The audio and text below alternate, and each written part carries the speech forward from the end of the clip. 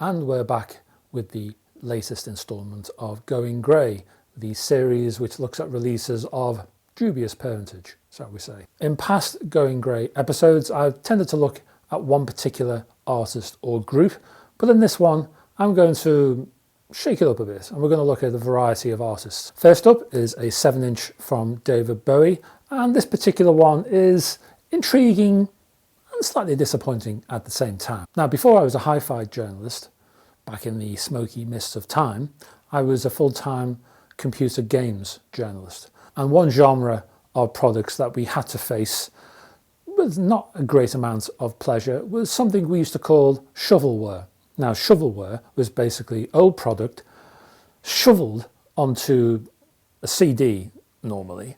It would feature 5, 10, 15, 20 games which were old and a little bit haggard at that moment, and they were pushed out as a compilation, and you would spend 10, 20 pounds on these things, and it was easy for the software publisher to put out on the street, took no effort at all, and it looked it. And the release looked as though it was a money grab, basically. This smells similarly.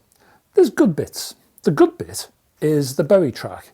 The bad bit is the Nina Simone track. What this 7-inch basically does is feature a single track, and it looks at that track from two different angles. In this case, we're looking at the song Wild is the Wind, which was a hit for David Bowie, but was also sung notably by Nina Simone. So you have both versions here, Bowie on side A and Nina Simone on side B. And let me bring this up to camera so you can have a better look. So what you can see here is David Bowie and Nina Simone on the A side, and there's really no connection between the two of them apart from the song, even though the image sort of infers that they're doing a duet or they've been on the same stage or they were in the recording studio together. It's nothing of the sort. Basically, what you've got here is a very nice, and this is the best bit of this release, a very nice David Bowie rehearsal of Wild as the Wind, 4 minutes and 42 seconds of the actual song, taken from 1983.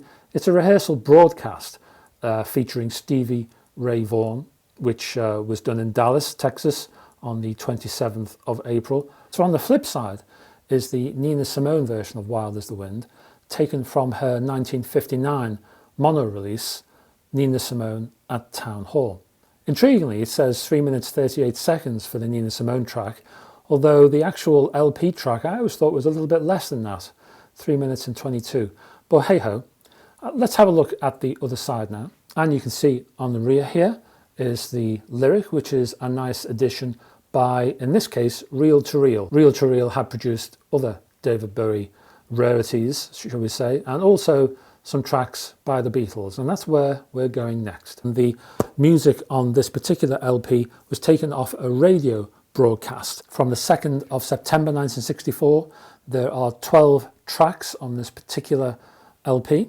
There's not an awful lot apart from the shrink wrap on this LP. So let me take the shrink wrap off and you can see the LP without all the glare. And once the shrink wrap is off and you take the vinyl out, you'll find a little insert here which tells you a bit of background on the actual event itself. And there's the first side and the flip side. The vinyl itself has been pressed in this rather fetching light purple colour with rather tie-dye dark purple strands infused within it, if you see what I mean. The concert itself took place on the 2nd of September 1964 via WXPN 88.9 FM, and the tracks included Twist and Shout, You Can't Do That, All My Loving, She Loves You, Things We Said Today, Roll Over Beethoven, Can't Buy Me Love, If I Fell, I Want to Hold Your Hand, Boys, A Hard Day's Night, and Long Tall Sally. Now we have a very nice 13-track LP of rarities from the very, very early days of the prog rock band Genesis. And here it is in its hexagonal sleeve, which is very nice indeed. Very nice artwork on the front. And although a couple of the tracks on this LP come from the original Genesis LP, the 1969 release From Genesis to Revelation, this particular album, which is actually called From Genesis to Revolution, actually looks a little bit further than that. It looks at some of the rare singles that were released around that time, as well as the development of at least one of the tracks featured here from its early stages to a more mature level. But we'll get to that in a second. On the rear, you've got the track information in all its glory, and it's quite detailed as well, which is very nice. Inside, there's no inner sleeve at all, and what you've got is this rather intriguing, colourful bonanza inside. This is from a label called Audrey, A-U-D-R-E-Y, and there are only 250 copies of this worldwide. So if you see one and you fancy it, grab it while you can, guys. So what you've got here is a pre-Genesis track called Pennsylvania Flick House. The band were then called Anon, A-N-O-N, as in anonymous. After that, you've got a single called The Silent Sun, and That's Me on the flip. That's from early 1968, February. In May 1968, the band released A Winter's Tale and One-Eyed Hound as a single. Both of those tracks are here. And the third single, Where the Sour Turns to Sweet, with In Hiding on the flip, from June 1969. Now, In Hiding, the B-side on this particular single, was a development of a track called Patricia, and the demos for Patricia are also included here, along with Try a Little Sadness. And finally, we have In the Wilderness, The Conqueror, One Day and Window, which are extracts from the LP from Genesis to Revelation, released in 1969. Now, one for Queen fans, we have a single, well, more of an EP really, called I'm in Love with My Car. There's Freddie on the front there, as you can see, and on the back you can see a list of the 4 tracks which are available on this particular EP. Inside, well, the single itself is presented in a paper inner. The actual vinyl itself is red, as you can see. The tracks featured are We Will Rock You, Let Me Entertain You, I'm in Love with My Car, and Fat Bottom Girls. Released by Rox Lane, this particular EP was recorded in 1981, 20th of March, in Sao Paulo, Brazil. And just to prove it, here is the rear of the EP. One for Soft Machine fans now, and this is a 1970 release, 13th of August to be exact, and this sees the band at the Albert Hall of all places. There are no stickers on this particular release, which comes from a label called DBQP, but let me take off the actual shrink wrap and let's see what's inside. And inside, the album itself is simply presented inside a paper inner, and it's just a black pressing, so nothing too strange or outlandish there, I'm sure you'll agree.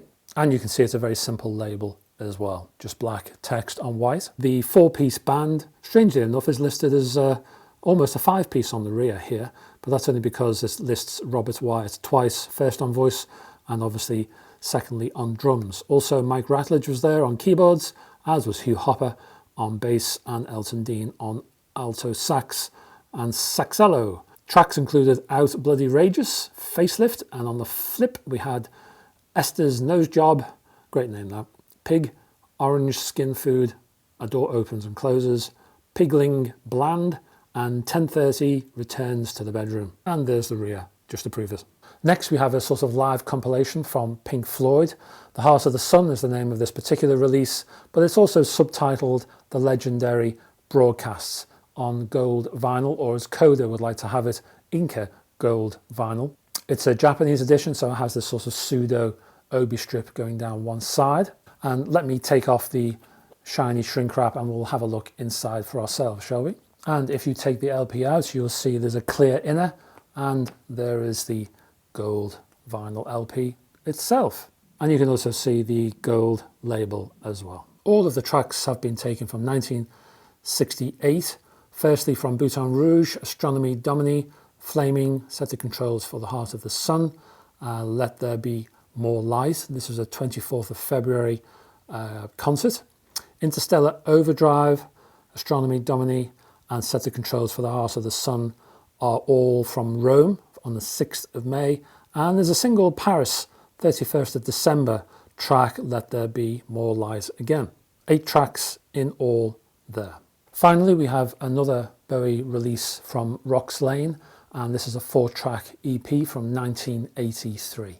This EP features Rebel Rebel, Heroes, Sorrow, and Golden Years. This is a Canadian release, Montreal, actually, the Montreal Forum in 1983. Inside, the 7-inch appears in a paper sleeve, and it's rather fetching orange pressing. And that's it for this video. Hope you liked the variety. I tried to mix it up a bit this time around, and I hope you can join me for the next one. Until then, I will see you soon.